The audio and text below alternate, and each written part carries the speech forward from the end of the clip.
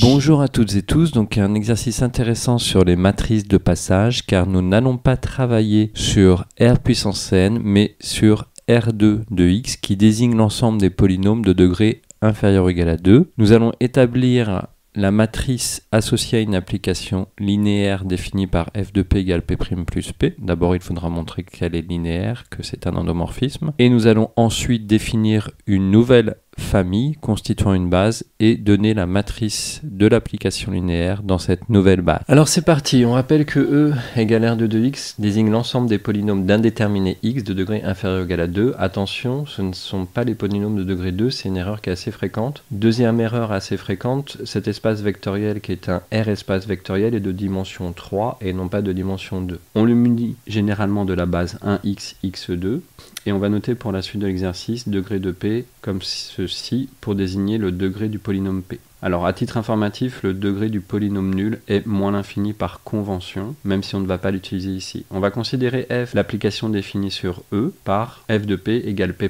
plus p, c'est-à-dire à tout polynôme de E, on lui associe sa dérivée plus le polynôme lui-même. Premièrement, montrer que f est une application linéaire et définit un endomorphisme de. Deuxièmement, on va considérer cette fois-ci f l'application de E dans E, qui a f de p associe p' plus p.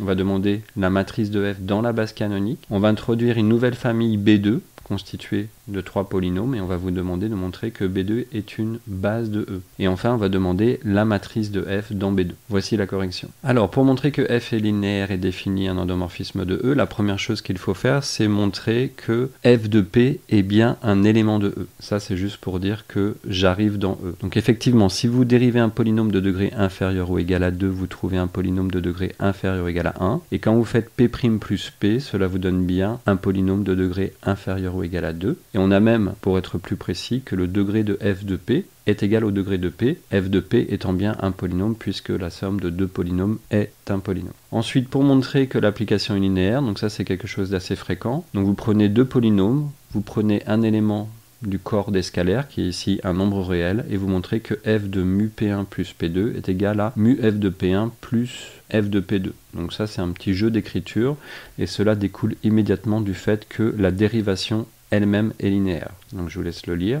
On a donc bien que f est linéaire et que ça définit un endomorphisme de E. Pour donner la matrice de f dans E, vous savez qu'il faut exprimer les coordonnées des images des vecteurs de base dans la base. Par conséquent, la première chose à faire, c'est d'exprimer les images des vecteurs de base, c'est-à-dire f de 1, f de x, f de x2. Donc c'est immédiat, parce que d'un point de vue calculatoire, encore une fois, c'est très simple, ce n'est pas le propos de l'exercice. f de 1, c'est égal à 1, donc c'est égal à 1 fois 1 plus 0 fois x plus 0 fois x2, ce qui signifie que les coordonnées de f de 1 sont 1, 0, 0, ce qui va constituer la première colonne de la matrice de f dans la base canonique. Et vous voyez ici que si vous avez vu les deux premières vidéos, vous comprenez qu'il y a une très grande différence entre le polynôme, c'est-à-dire le vecteur ici 1, et ses coordonnées. Donc ici, si vous n'avez pas fait cette distinction, vous seriez éventuellement perdu. Donc on fait pareil pour f de x. Donc f de x est égal à 1 plus x, ses coordonnées sont donc 1, 1, 0, et f de x2 c'est égal à 2x plus x2, ses coordonnées sont donc 0,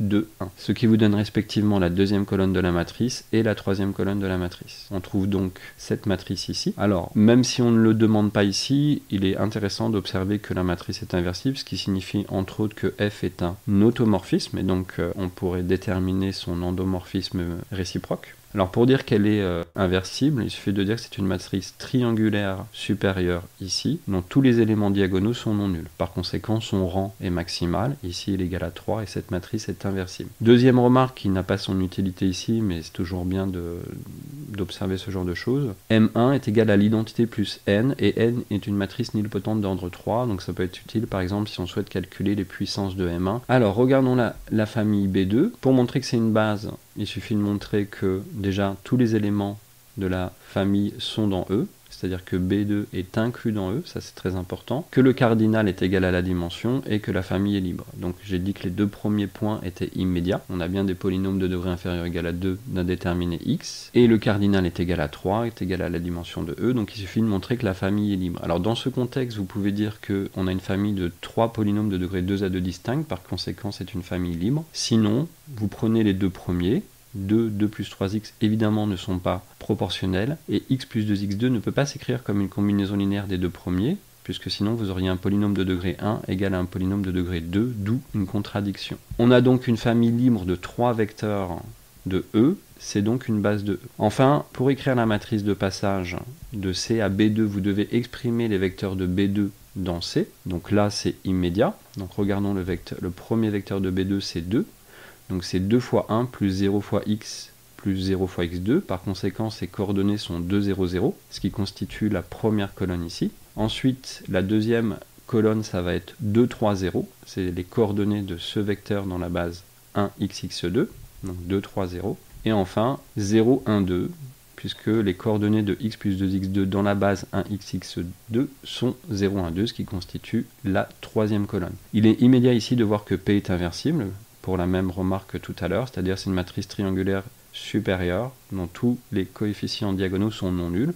Bon, c'est pas une surprise puisque c'est une matrice de passage. Vous inversez la matrice par la méthode de votre choix, par exemple l'algorithme de Gauss, et vous avez la relation d'après le cours que M2 est égal à P-1 M1 fois P. Par conséquent, il faudra faire deux produits successifs, P-1 fois M1 par exemple, puis multiplier à droite par P. Vous trouvez M2 qui est la matrice ici, et cela clôture l'exercice. Petite remarque, si vous souhaitez démontrer la relation 1, vous n'avez pas besoin d'inverser la matrice P, puisque la relation 1 est équivalente à la relation P fois M2 égale M1 fois P, et par conséquent, il suffit de faire P fois M2, de faire M1 fois P, et de constater que vous trouvez le même résultat, ce qui démontre la relation 1, d'accord, si jamais on vous demande de le démontrer. Voilà, je vous souhaite bon courage dans vos révisions, et à bientôt.